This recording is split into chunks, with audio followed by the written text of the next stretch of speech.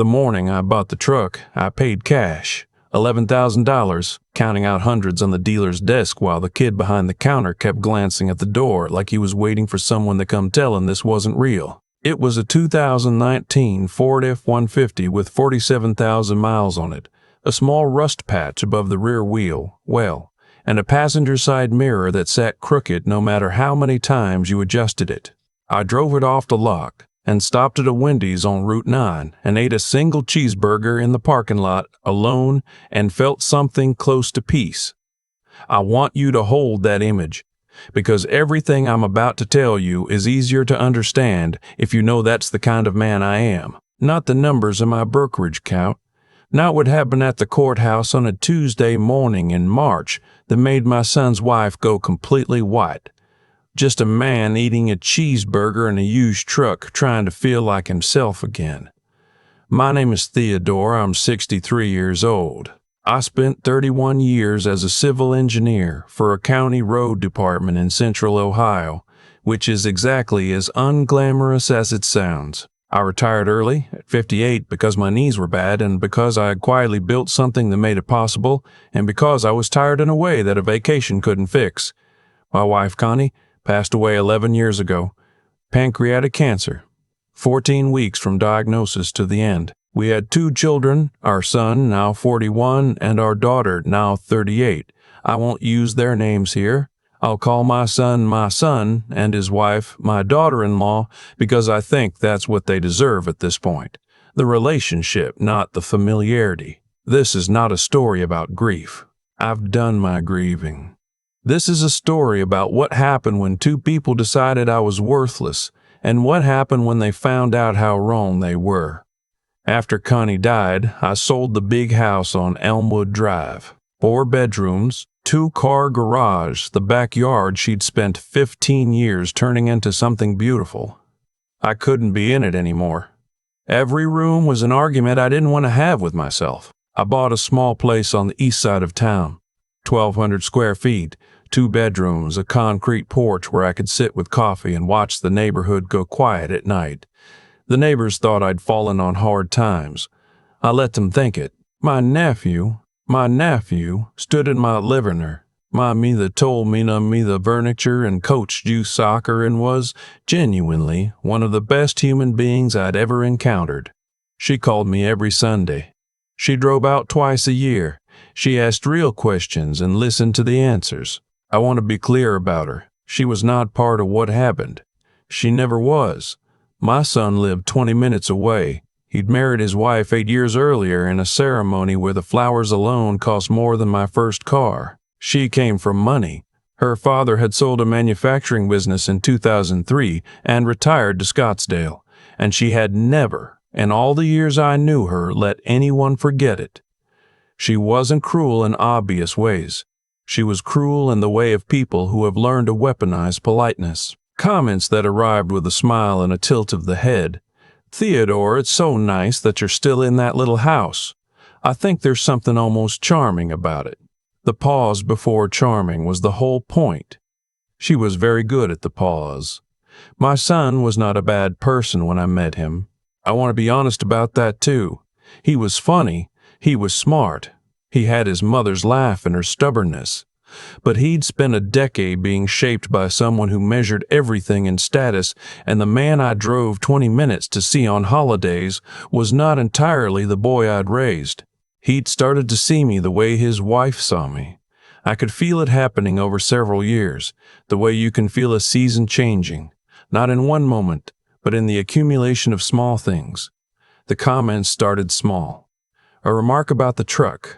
"Dad, why don't you let us help you get something newer?" said with the careful tone of someone helping a charity case, concern without respect. I said the truck ran fine. He looked at my daughter-in-law and they shared one of those glances that aren't meant to be private. Then there was Christmas, 3 years ago. I'd driven over with a ham and 2 pies, the same way I'd done every year since Connie died. My daughter-in-law had hired a caterer. There were past appetizers and a cheese board from some specialty place in Columbus, and a Bluetooth speaker playing something low and expensive. I set my ham on the counter in the kitchen, and the caterer slid it politely to the side, and that was that. My son didn't say anything. He handed me a glass of wine and started talking to someone else. I sat on their couch for 3 hours. I ate some of the cheese. I watched my grandchildren, 2 of them, 8 and 6 at the time, run between rooms while the adults talked about ski trips and renovations. Nobody asked me much. When I said something, conversations had a way of moving on quickly, like water flowing around a stone.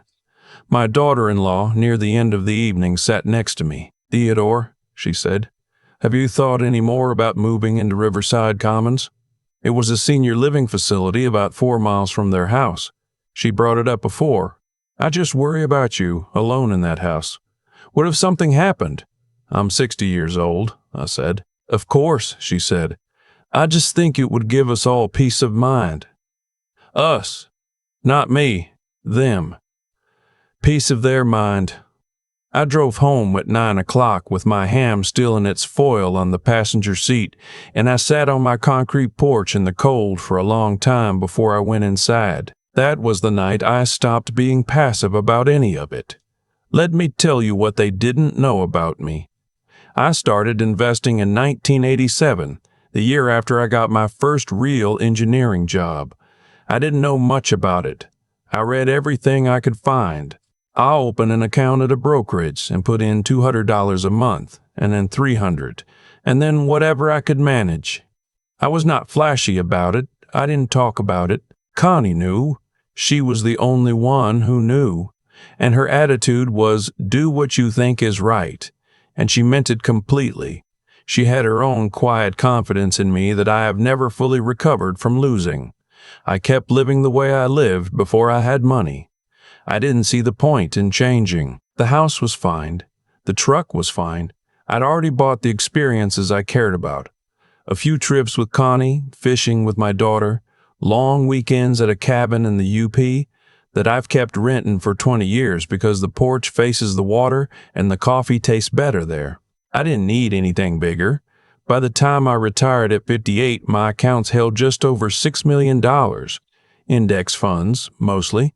A few individual positions I'd held for decades. Some real estate investment trusts I'd picked up in the early 2000s that had grown considerably. Nothing brilliant, just patience, consistency, and the refusal to panic during every crisis that everyone was certain was the end of everything. I also owned, quietly, 3 rental properties, not in my own name.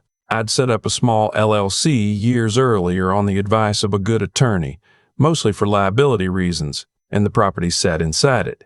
I'd bought them over the previous 15 years, 2 single-family houses and a duplex, all in good neighborhoods, all cash flow positive. I used a property management company.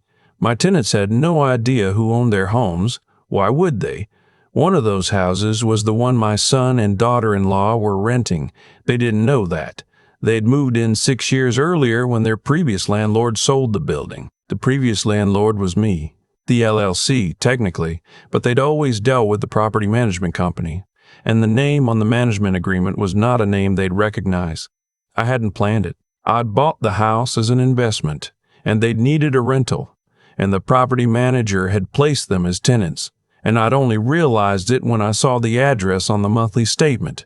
I'd considered telling them, but something stopped me. I knew, even then, that there might come a day when it mattered. The real break came 18 months ago. My son called on a Sunday afternoon. My daughter usually called Sundays, so when I saw his number, I knew something was either wrong or wanted. He made small talk for 3 minutes, which was about 2.5 minutes more than usual, and then he said they were in a tight spot. His firm had restructured. He'd been moved to a different position, lower salary. They had the kids' school tuition, the mortgage on the vacation property in Hocking Hills, the business loans his wife had taken out for her interior decorating venture that had never quite taken off. They needed help. How much? I asked. A pause. $60,000. I looked out my kitchen window at the backyard.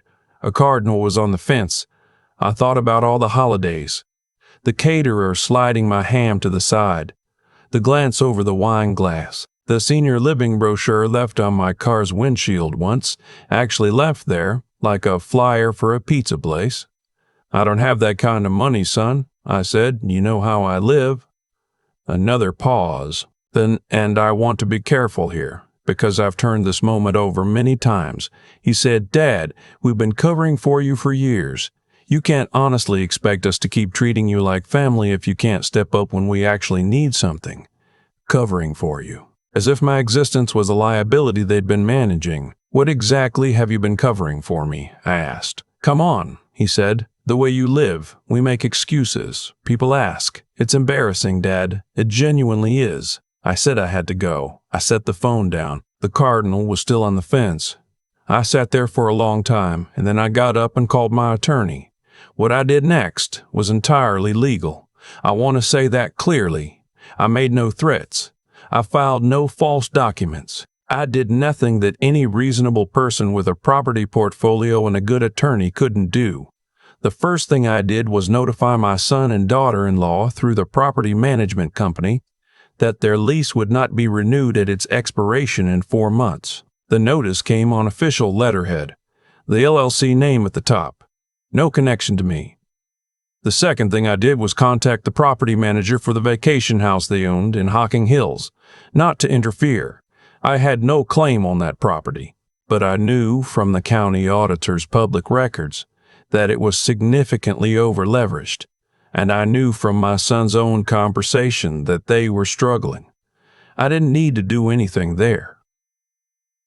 That situation was already taking care of itself. The third thing I did was call my daughter. I told her everything, not because I needed her approval, but because she deserved to know, and because if this story is going to be told honestly, it has to include the part where she said, after a very long silence, "Dad, why didn't you ever tell us?" And I said I didn't want money to change what people thought of me. And she said quietly, "It changed what they thought of you anyway. It just went the other way." That sentence stayed with me for weeks. My son and daughter-in-law received a non-renewal notice in October. I know the exact date because the property manager called me afterward to let me know it had been delivered. He said the woman who answered the door had read the letter and then asked him to wait, and then a man had come out and they'd both stood on the porch reading it together. He said they looked confused more than upset, that the name on the LLC meant nothing to them yet.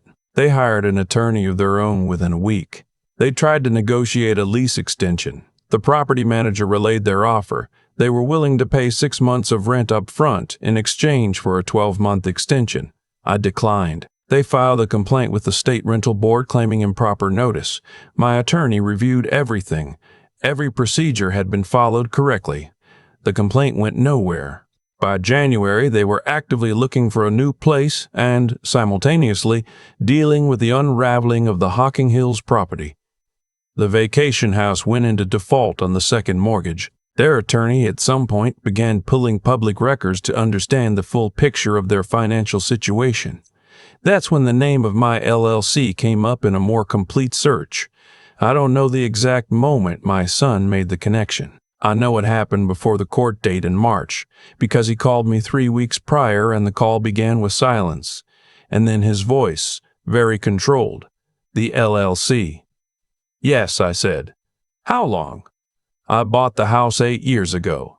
Another silence. "Did you know we were there?" "I found out after," I said.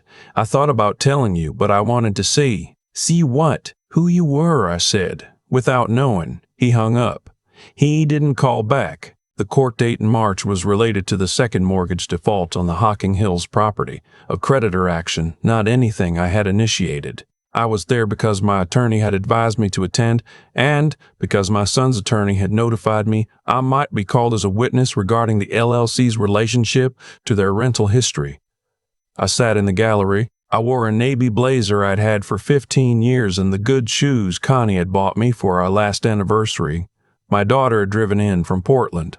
She sat next to me and she held my hand for a few minutes before things got started, and she didn't say anything, and I didn't either. My nephew stood in my living room and told me that I'm my house next week. I'm Robert. Her hair pulled back, and she looked, this is the only word, diminished, like something had gone out. She saw me and looked away immediately. My son looked at me for a moment longer. His expression was not what I'd expected. There was no anger in it, or not only anger. He looked, more than anything, like someone who had just understood something they'd been refusing to understand for a long time. I recognized the look. I'd seen it in the mirror years ago, the morning after Connie's diagnosis. When the judge asked the property questions, my attorney presented the documentation. 6 years of lease payments properly processed through the management company, the house at Dunmore Lane.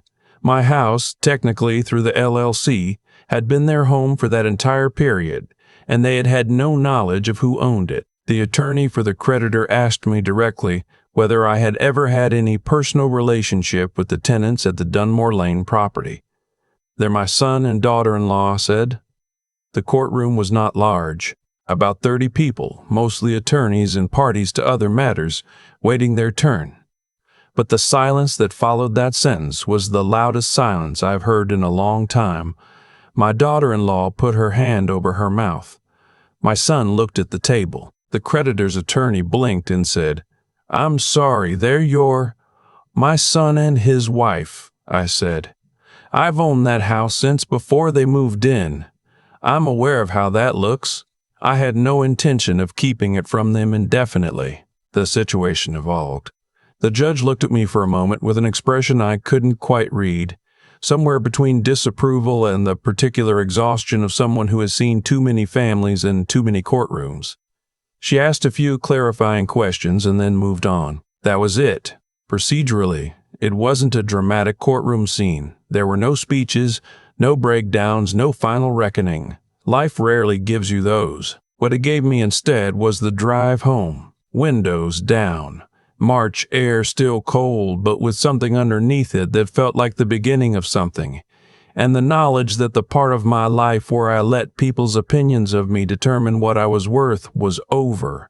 My nephew stood in my living and told me that my house next closing on my house next week. Met for coffee at a place halfway between her new apartment and my house. She asked a lot of questions, mostly about the money, about when and how and why I'd never said anything. I answered them as honestly as I could. Near the end, she said, "I feel like I didn't know you at all." I said, "You didn't try to." She nodded. She didn't argue with that. My son called in May.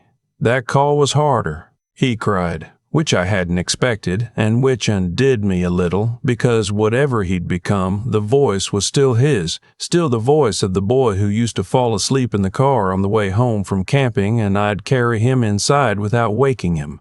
We talked for 2 hours. We haven't resolved everything. I don't know if we will. But we're talking, which is more than I had in March. My daughter thinks I should forgive him entirely. I think she's right. I'm working on it. What I want you to take from this is not the money. The money was never the point. I didn't hide it to build a trap. I didn't live simply to prove something. I lived simply because Connie and I had decided early that we wanted a life, not a performance of a life. And when she died, I didn't see any reason to change that. The money was just what patience looks like over 30 years. What I want you to take is this: how you treat someone has nothing to do with what you think they're worth. My son and his wife looked at my truck and my small house and my chipped coffee mug, and they made a decision about who I was. They were wrong, but that's not even the point. The point is they made that decision at all, that a person can be measured that way by anyone, let alone their own child. I bought a new truck last fall. Same model, newer year, no rust. I still stop at Wendy's sometimes. I've started going up to the cabin in Michigan more, 3 or 4 weeks in the summer now, sometimes longer. My daughter and Gil came for a week in August with the grandkids. We fished every morning and the kids didn't catch much, but they didn't seem to mind. I sit on the porch in the evenings and watch the water and drink my coffee, and I think about Connie the way I always do up there, because she loved it most of all. And I think about how she used to say that the best thing about having enough was that you stopped needing people to know you had it. She was right. She was almost always right. The money was just the vehicle. The destination was the rest of my life, and I intend to enjoy every mile of it. I've thought a lot about the word embarrassment. My son used it on a Sunday afternoon on a phone call I wasn't expecting, about a life I had built with my own hands over 30 years. He said my house was an embarrassment, that my truck was an embarrassment, that the way I showed up to things, quietly, without performance, was something he and his wife had been quietly managing for years, like a leak in the wall you patch before company comes. I didn't yell. I didn't argue. I just hung up the phone and sat there, and something settled inside me that I think had been unsettled for a long time. Here's what I've come to understand. The way people treat you tells you exactly what they believe about themselves. My son looked at my small house and saw failure because somewhere along the way he had decided that what you own is what you are. That was not something I taught him. That was something he learned when he stopped paying attention to the things that actually hold a life together. Patience, honesty, the willingness to work for something over a long time without needing anyone to notice. Connie used to say that character is just the sum of what you do when no one's watching. I believe that when she said it, and I believe it more now. I spent 30 years investing quietly, living simply, building something real, and not once did I do it to prove a point to anyone. I did it because I respected the future. I respected the person I wanted to be when I got there. What happened in that courtroom was not revenge. I want to be clear about that. I didn't buy the house to set a trap. I didn't stay quiet for years to engineer a moment. Life arranged that moment on its own, the way it tends to when people spend long enough ignoring the truth. The truth had a name on a legal document. That's all. What I do believe, and I believe this without any framework beyond what I've lived, is that how you behave accumulates. Every small cruelty, every thoughtless remark, every time you look at someone you love and decide they aren't worth your full attention, it adds up. Not as punishment from somewhere outside, just as consequence. The world reflects back what you put into it over enough time. My nephew stood in my living room, spent you, building a life on the idea that appearance was substance. When the appearance cracked, there was nothing underneath it. And I spent years building something they couldn't see. When it finally became visible, in a courtroom, in a document, in a lawyer's question, it was already finished. It had been finished for a long time. I'm not a perfect father. I kept things hidden that maybe shouldn't have been hidden. I let distance grow when I could have pushed back harder. Those are real failures and I own them. But I also know this. I showed up. I carried the ham. I sat on the couch. I answered every call, even the hard ones. I kept the door open because that's what you do when you love someone, even when they don't deserve it. Theodore is still just a man in a used truck, eating a cheeseburger in a parking lot. The numbers didn't change that. What changed is that I stopped apologizing for it. That's the only thing worth taking from any of this. Not the money, not the courtroom. Just the moment you stop letting someone else's estimate of you become your estimate of yourself. That moment is available to anyone at any time for free. It doesn't require $6 million. It doesn't require a reveal or a verdict or a lawyer. It just requires deciding finally that you were enough all along.